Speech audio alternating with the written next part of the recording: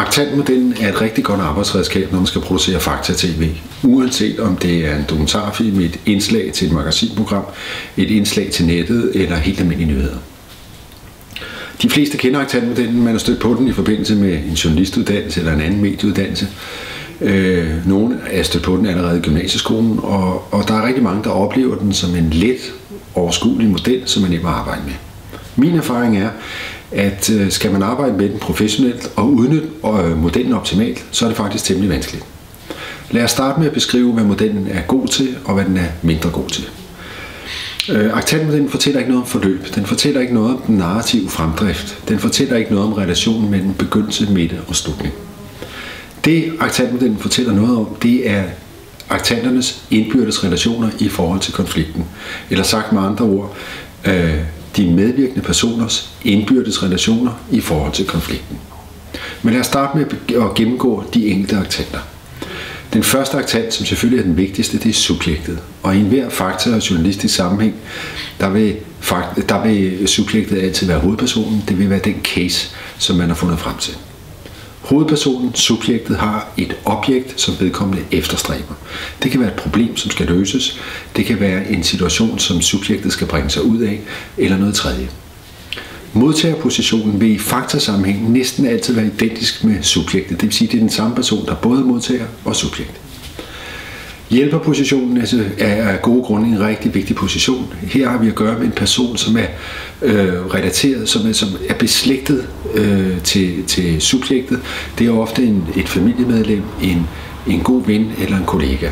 Og hjælperpositionen, den person, der er repræsenteret i hjælperpositionen, det er ofte en person, som er i stand til at hjælpe subjektet frem mod målet. Nogle gange kan det være i situationer, hvor subjektet simpelthen ikke er i stand til at gøre arbejdet selv, så er hjælperen den, som sørger for at bringe subjektet frem til målet. Modstanderpositionen er jo selvfølgelig modsat. Det er en person, som enten forsøger at forhindre subjektet i at nå sit mål, eller gør det vanskeligt for subjektet at nå målet. Det kan være en politiker, det kan være en modstanderposition, hvor den pågældende person repræsenterer modparten i konflikten. Så er der den sidste position, og det er giverpositionen.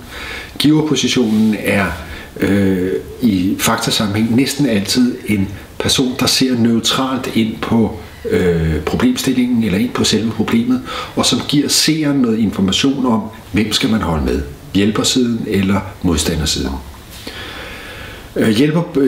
Giverpositionen vil ofte være en ekspert, som har den overordnede viden om et bestemt problemområde, og som kan udtale sig kompetent om, hvad der er rigtigt og forkert. Det er meget vigtigt, når man arbejder med aktantmodellen, at alle aktanterne er repræsenterede personer. I litteraturen står der ofte beskrevet, at man behøver ikke at have personer. Man kan have aktanterne repræsenteret af værdier eller moral eller bestemte idealistiske mål. Det er jeg helt uenig i. Faktahistorien kommer først for alvor til at fungere rigtig godt, når alle aktanterne er materialiseret med personer. Man opnår også noget andet, når man har personer på alle aktantpladserne. Det er, at historien næsten har en tilbøjelighed til at fortælle sig selv. Forstået på den måde, at når man i forhold til et bestemt problem har fundet de pågældende aktanter, og der er personer på alle aktanterne, så er det indlysende klart, hvem der skal sige hvad, og hvem der skal bidrage med hvad til historien. Aktantmodellen er en rigtig fin model at arbejde med.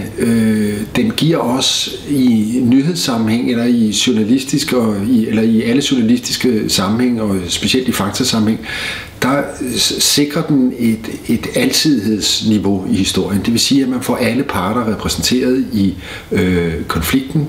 Man får beskrevet problemet rigtig indgående, fordi man har den her giverposition, som kan skabe overblikket, og som kan give seeren noget information om, hvad man skal mene, eller i hvert fald give seeren information, så seeren er i stand til at drage sin egen slutning ud af det fortalte.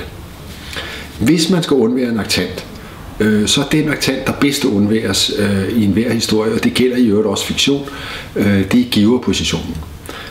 Den kan i nødstilfælde undværes, men man skal altså altid have repræsenteret modtager og hjælperpositionen i aktantforløbet.